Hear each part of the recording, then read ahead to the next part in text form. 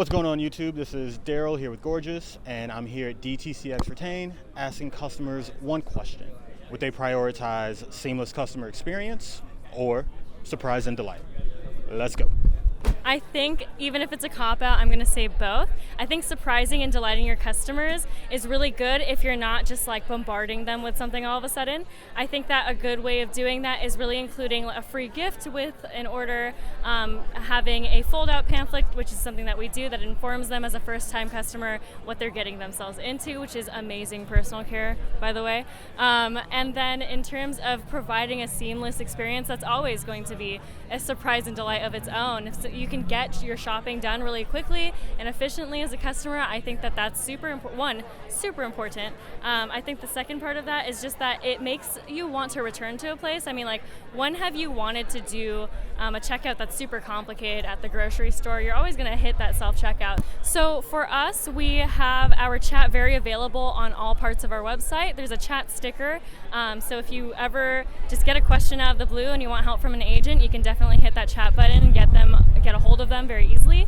On top of that, we use Gorgias automation right now to answer very basic questions. Say if you have a "where is my order ticket," you want an immediate answer for that. And I think for us, it's just really like being able to provide a timely response for our customer in that respect. I'm with the man, the myth, the legend himself at Retain. Yep. If you don't mind, tell the people what you do. Yeah, so hey, I'm Romain, I'm a CEO at Gorgias, and I'm spending time with merchants and partners today talking about the future of customer experience. Very cool, very cool. All right, so I have a big question for you.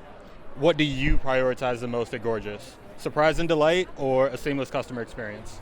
Yeah, so my take on this may be a little strong, but I don't believe in surprise and delight. I think it looks great when you tell the story, but I think it's more about like making sure that the customers' expectations are met. And so customers, like when they come to your brand, like they want to see certain things, and if you meet those expectations, they're going to be happy eventually at the end of the process.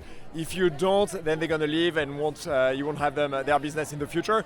So I think it's a ton about like making sure like you meet those expectations throughout the journey. And there's actually a book called Effortless Experience about that does like this whole analysis on is it best to surprise and delight, or is it best to provide consistent experience? And what they found is like, I think it's like a 4x return on consistent experience over surprise and delight. So I think it tells the whole story. So I think it's about learning what are the standards that your customers expect. So in our case, like we are a customer service provider company, so like customers expect like fast responses, but it's not something that the industry gives. So like having a very clear understanding of like what are the things that your customers want to see, and from there like what are the things that you're going to invest on. So in our case, like we have like a 3-minute response rate on support. So that's one of the examples of the things we do well. Like we put together these events because we know like our customers and even like non-customers want to engage with the community. So we know like these things rank high. So I think it's about like having a good understanding of like what ranks high, and then like make sure like you provide the experience at some of these points in the journey. You don't have to do everything, but like doing of those few things really well is important. I definitely prioritize a seamless customer experience only because my product is expensive, and if they have a bad customer experience with me, they're gonna go and tell everybody online and their whole network. But if it's a great experience with me, they're also gonna share that and be the advertisers for my brand. Biggest lesson I've learned so far is really just going all in with it. When I first started, I was hesitant on making certain investments. I was hesitant on hiring. I was hesitant on a lot of different things. But when I went all in and just reinvested all the money that we made, it has done phenomenal. I would say it depends probably on the stage of the brand. If it's a more later stage brand and probably more luxurious or higher end, we focus a bit more on the seamless customer experience. But if it's a younger brand, you know, still trying to get their footing, trying to get their name out there, trying to get people to understand what they're about, I would say surprise and delight's probably better. But that said too, I think I think if you're any brand, like everybody loves surprise and delight. But I think it's probably more prevalent as a brand that's lesser known to make those magical moments. versus, if you're a brand that everybody expects to be running like a well-oiled machine, you probably want to prioritize that. We are a subscription-first brand, so we like to surprise and delight our subscribers in multiple ways.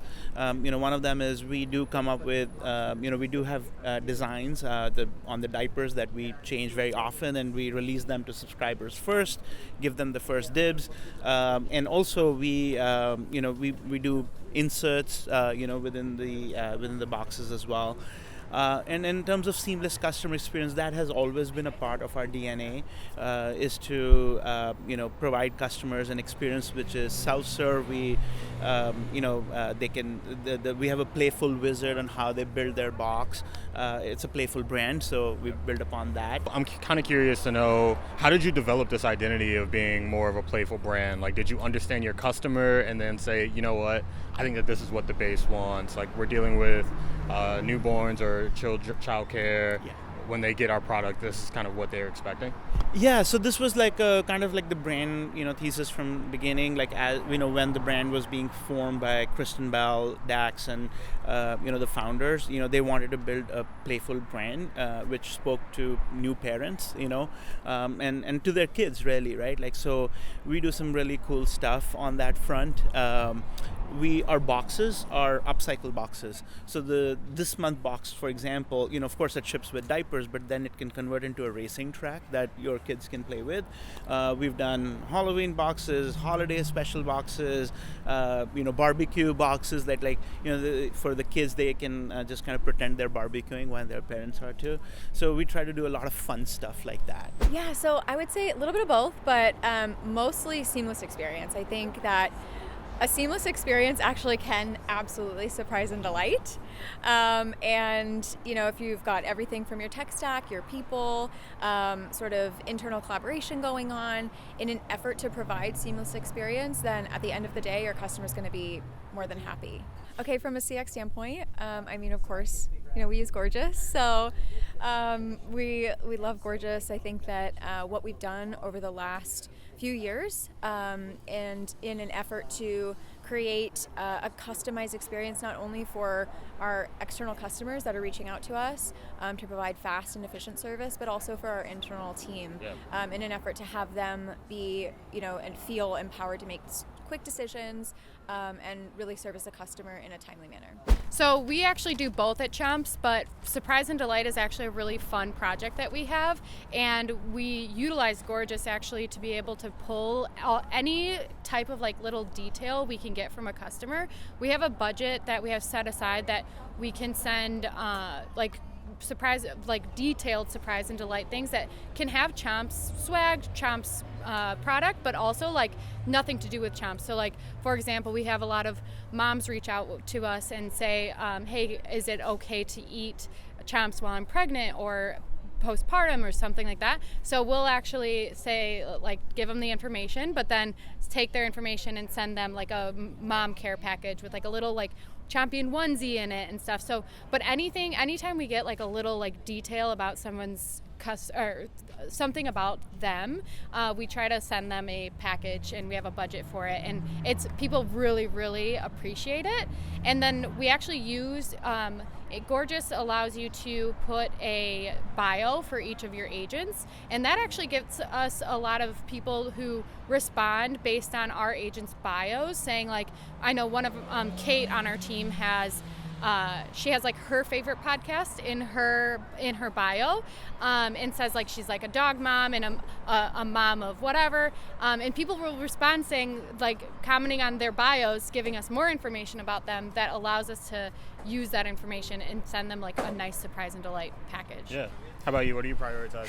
Yeah, so I think similar to Zoe, surprise and delight is definitely really important, but for me, what I'm prioritizing at Feastables is a seamless experience, and that's not just in like the support side of things, that's also in our community side, our digital experience side. So everything from pre-purchase to post-purchase, it needs to be the most frictionless journey as possible. So, if somebody is on the website, what information can I give that customer so they can make an accurate decision on purchasing our product, right? Why do they want to purchase our product? Who is Mr. Beast? And like being able to like give that information to them like while they're shopping is really imperative to me. But then also taking that to other channels. So on social channels, on our Discord, we want to be able to educate our customer as much as possible about, like, of course, like Mr. Beast, but like why you're purchasing from Feastibles as the brand. So, you know, that seamless experience between those channels, but additionally we're also in retail locations. We're in Walmart, grocery stores everywhere, as well as Target and 7-Eleven. So another thing that's really important about like that seamless experience is like, what is that customer's experience that they're having on the shelf? How are we driving them back to D2C? What is the experience between those two channels? Like, how are we again like collecting information on that customer, but also ensuring that when they're shopping at, you know, a Walmart location, what was their experience like? Like I'm surveying them from a QR code on the back of the product to get information about their shopping experience to then go back to those retailers and improve it. So these are all like random tactics that I use, but like it's not just on the support side of things where I'm prioritizing that seamless experience. It's literally the entire customer experience that I'm looking at every single one of these touch points and ensuring that it's as frictionless as possible. Awesome. This was very informative. I appreciate it. We keep going, man. Yeah, What else? You want us to interview you? Just take the mic.